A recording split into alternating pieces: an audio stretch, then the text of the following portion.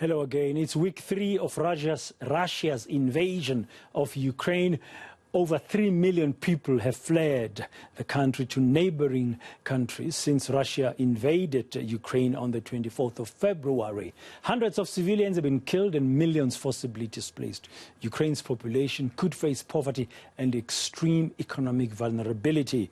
Let's get the latest on the humanitarian situation on the ground inside Ukraine. Speaking now to the ambassador to South Africa, Ms. Liubov Abravitova. Ambassador, good afternoon. Thank you very much for your time here on ENCA on this afternoon. Just broadly first, what is the situation like today inside Ukraine? Good day. So today is the 22nd day of Russian full-scale war on the territory of Ukraine. The casualties, as you just mentioned, are very big, especially among civilians. It's 3 times bigger than the casualties among the military personnel.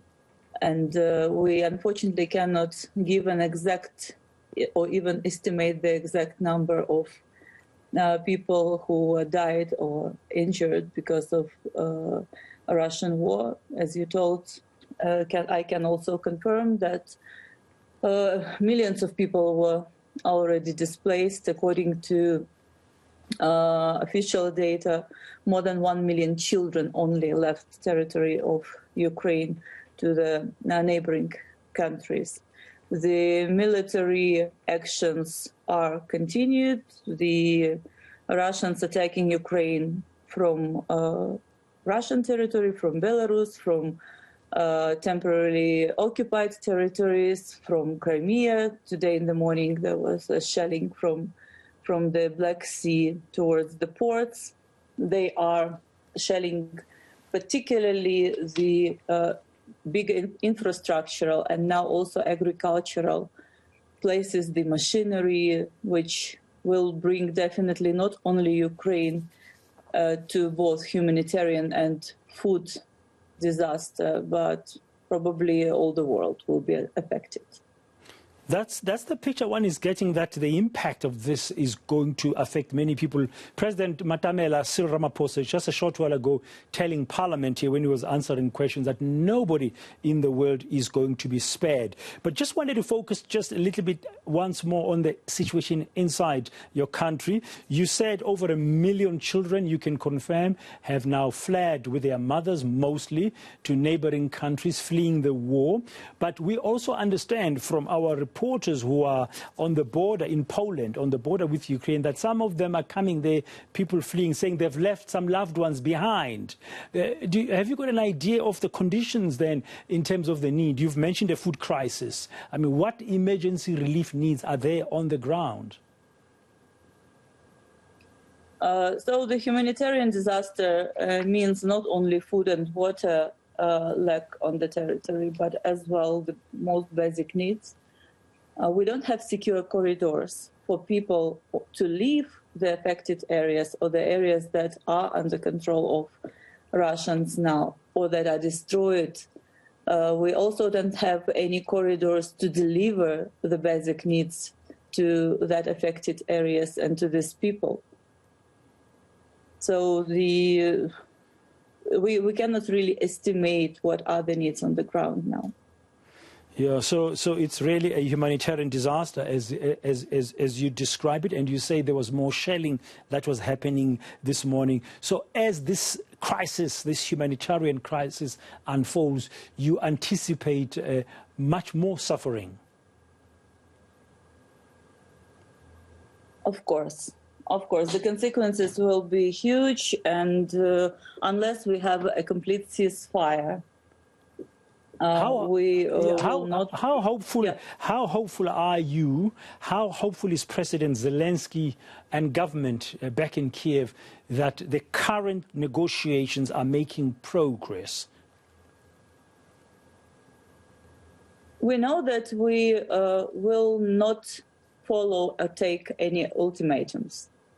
Our main goal is ceasefire and coming back of each centimeter of our land under control of Ukraine.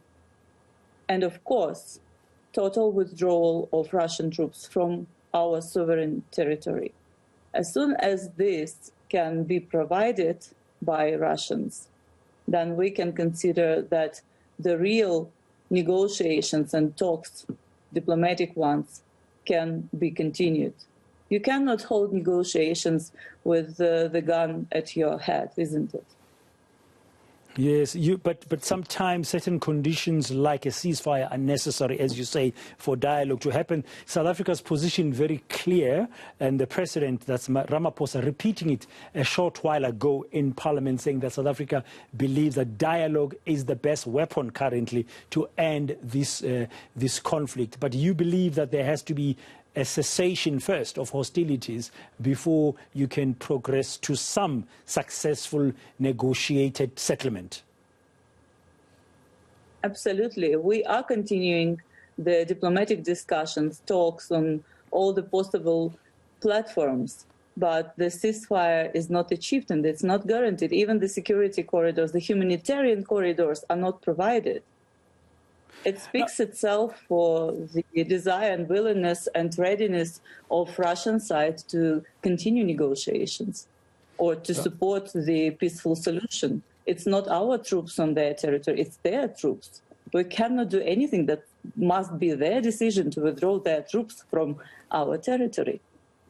Yeah, I mean, listening to you, that humanitarian situation currently, it looks, unless these conditions exist, as you say, it looks like it's going to worsen.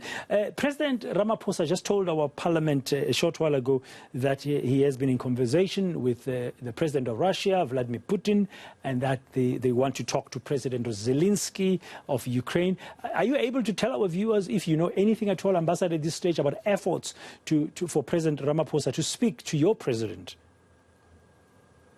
Yes, today is 22nd day of full-scale war, and today we received official request from the president to talk to our President Zelensky.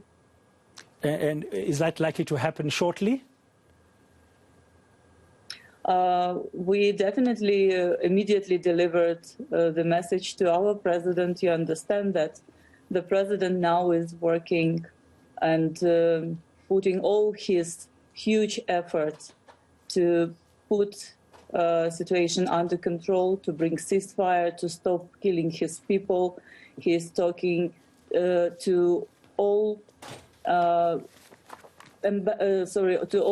presidents and heads of states and governments who are willing to provide the support and the peaceful solution to the war of Russia in Ukraine.